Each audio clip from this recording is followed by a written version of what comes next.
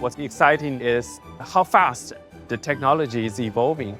We see a lot of progress on large AI models into our physical world. We're seeing development of some really groundbreaking technologies coming together, changing what we can do with robotics. Physical AI is going to have a transformational impact on the real physical world. Jensen's done a really good job describing the compute and the platforms that it takes to be able to get robotics at scale. We have to take the data that we have, 100 years of data on how machines operate in job sites.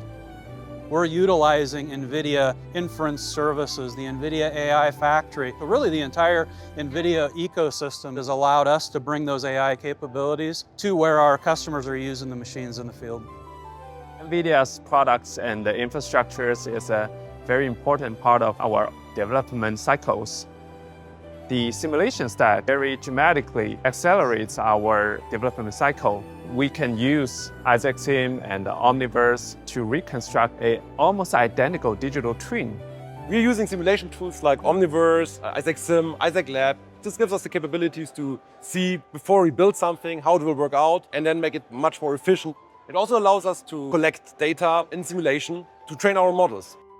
As we continue to accelerate our journey with AI, simulation will be absolutely critical. We're really excited to take that real world data and then generate data that we can then use to train and simulate robots at scale. With Cosmos, we can now be testing, training, and validating against scenarios that we never experienced in the real world yet. And so that's absolutely essential as we're looking to commercialize the technology, to have that broad testing capability.